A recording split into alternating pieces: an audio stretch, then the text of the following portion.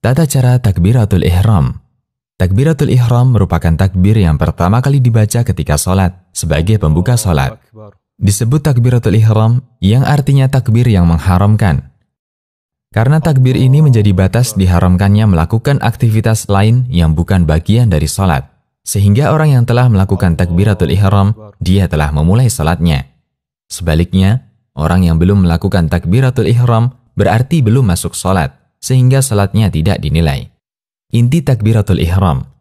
Inti dari takbiratul ihram adalah bacaan Allahu Akbar dan bukan mengangkat tangan ketika takbir. Mengangkat tangan hukumnya anjuran dan tidak wajib. Tata cara takbiratul ihram. 1. Keadaan telapak tangan ketika takbir. A. Telapak tangan dibentangkan secara sempurna dan tidak menggenggam. B. Jari-jari telapak tangan tidak terlalu lebar dan tidak terlalu rapat.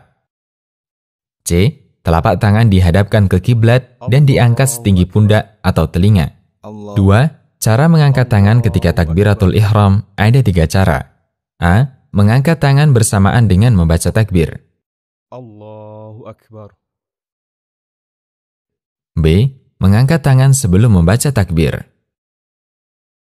Allahu Akbar. C. Mengangkat tangan setelah membaca takbir. Allahu Akbar. 3. Takbiratul ihram harus dilakukan dalam keadaan posisi tubuh tegak sempurna dan tidak boleh sambil condong mau ruku. Karena takbiratul ihram wajib dilakukan sambil berdiri bagi yang mampu. 4. Takbiratul ihram tidak disyaratkan harus dibarengkan dengan niat sholat. Menggabungkan dua hal ini adalah mustahil. Karena anggapan inilah banyak orang yang ditimpa penyakit was-was ketika takbir, sehingga takbirnya dilakukan berulang-ulang. 5. Takbiratul ihram hanya dilakukan sekali dan tidak perlu diulang-ulang. Yang ini umumnya terjadi karena was-was.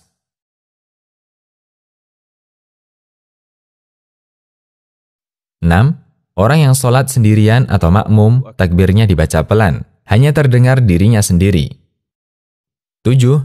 Jika ada kebutuhan, misalnya suara imam terlalu pelan, sehingga dikhawatirkan tidak terdengar makmum yang di belakang, maka dibolehkan bagi sebagian makmum untuk mengulang suara imam dengan keras. Namun jika tidak ada kebutuhan, maka tidak boleh. Misalnya suara imam sudah ada pengeras suara atau mikrofon. Hal ini berlaku untuk semua sholat. 8. Cara membaca takbir. Allahu Akbar. Yang dipanjangkan hanya lafaz Allah, sedangkan Akbar dibaca pendek. Kesalahan ketika takbiratul ihram. A. Telapak tangan tidak dibuka sempurna, tetapi agak menggenggam. B. Telapak tangan tidak dihadapkan ke kiblat. C. Mengangkat tangan tidak setinggi bahu atau telinga. D.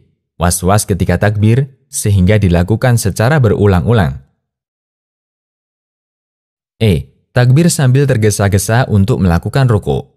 Hal ini biasa dilakukan untuk makmum masbuk yang menjumpai imam sedang ruku, agar mendapatkan 1 rakaat bersama imam.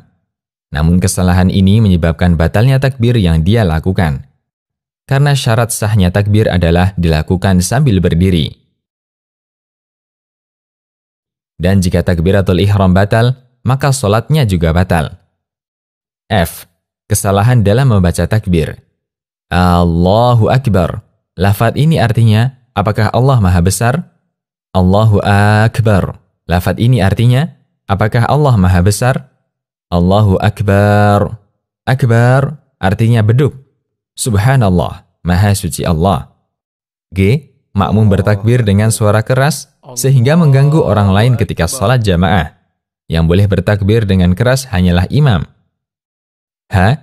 Ada sebagian makmum yang mengulang suaranya imam, padahal suara imam sudah keras dan terdengar ke semua jamaah.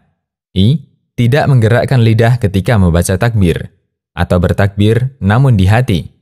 Sebagian ulama menganggap orang yang bertakbir di batin atau hati dan tidak diucapkan bisa membatalkan sholat.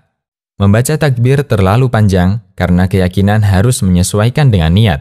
Karena keyakinan ini, kita jumpai ada orang yang gerakan takbiratul ihram sangat pelan. Demikian, semoga Allah selalu melimpahkan hidayah untuk kita semua.